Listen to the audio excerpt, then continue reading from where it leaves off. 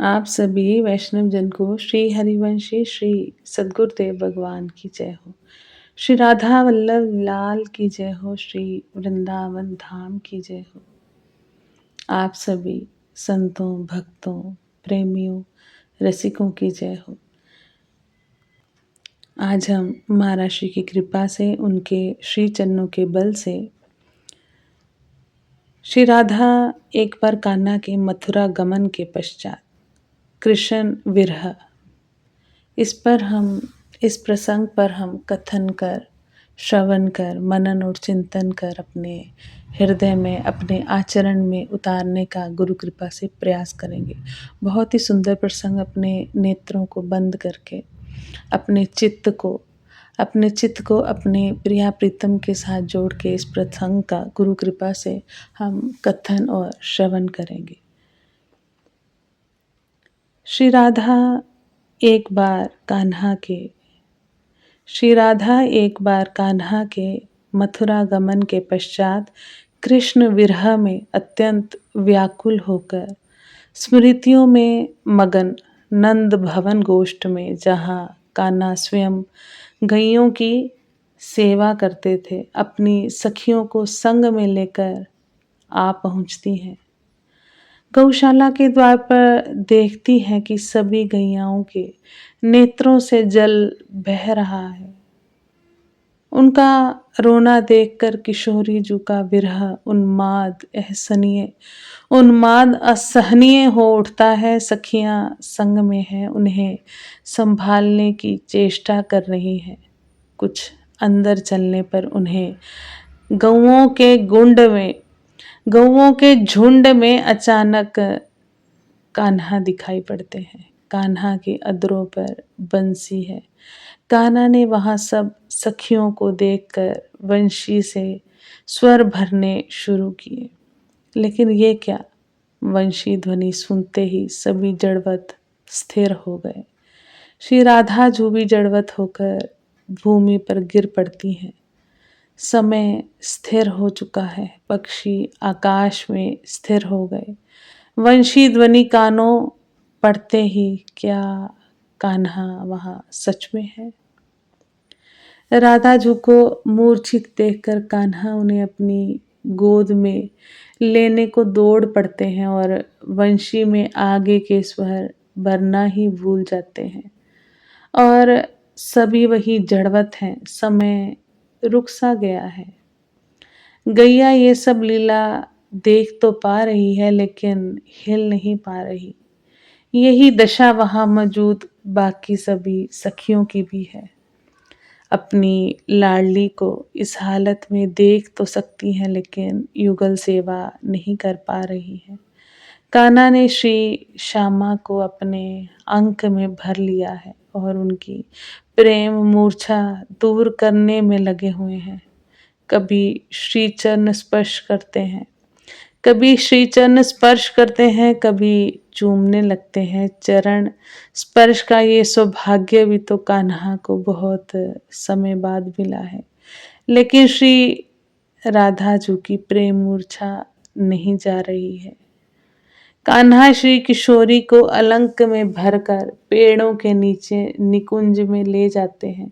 सखियां सब देख तो रही हैं, लेकिन वंशी ध्वनि के प्रभाव से जड़वत खड़ी हैं। उधर कान्हा निकुंज शैया पर किशोरी जू को लटाते हैं और मूर्छा दूर करने का प्रयास करते हैं। काफी प्रयास के बाद भी जब मूर्छा दूर नहीं होती, तो अपने अधरों का श्यामा के अधरों से स्पर्श करवाते हैं। अधरामृत पान का सुख किशोरी जू को प्रदान करते हैं। किशोरी जू की मूर्छा टूट जाती है और युगल प्रेम आलिंगन में बंध जाते हैं। समय रुक जाने से कोई नहीं जान सकता कि कब तक इसी प्रकार युगल प्रेम में बंधे रहे। किशोरी जू कान्हा को समीप देखकर आनंद मगन हुई।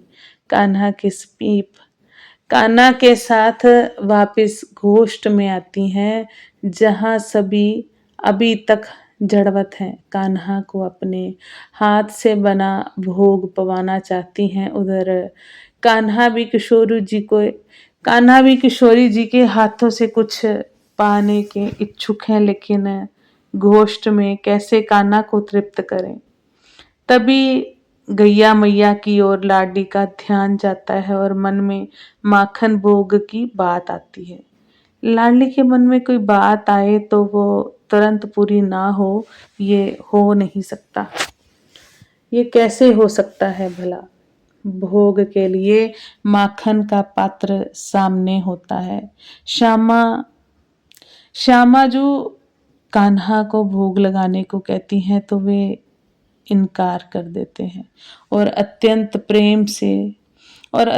प्रेम से उनके अधरों की ओर देखने लगते हैं और मन ही मन कहते हैं कि हे प्रिय ये आपका खाना ये प्रिय ये आपका कान्हा आपके भोग लगाए बिना पाता है भला।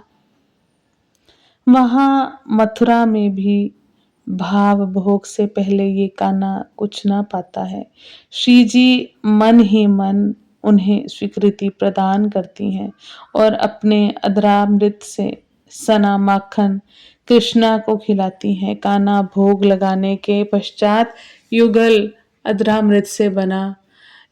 अधरामृत से सना माखन सभी ब्रजवासियों को जो उनके विरह में दिन रात अश्रु विसर्जन करते हैं उन्हें खिलाने को कहते हैं। फिर युगल की दृष्टि चारों ओर जाती है। सभी अभी भी जड़वत है। कान्हा फिर वंशी में स्वर भरते हैं। सभी पूर्वत हो जाते हैं। कान्हा अंतर ध्यान हो जाते हैं। किशोरी जू फिर से विरह दशा में पहुंच जाती है। सखियों के उपचार के बाद किशोरी पूर्वता हो जाती है। माखन का प्रसाद सभी को विस्तृत किया जाता है। सखियां जानना चाहती हैं कि क्या हुआ था।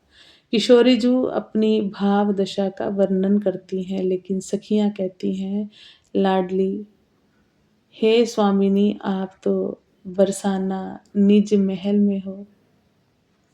बहुत ही सुंदर प्रसंग। आगे भी हम महाराज श्री की कृपा से उनके श्री चरणों के बल से इस पर चर्चा करने का प्रयास करेंगे। आज हम वाणी को यही विश्राम देते हैं। आप सभी वैष्णव जन को श्री हरिवंशी श्री सद्गुरुदेव भगवान की जय हो। जय जय श्री राधे श्याम। जय जय श्री हरिवंश।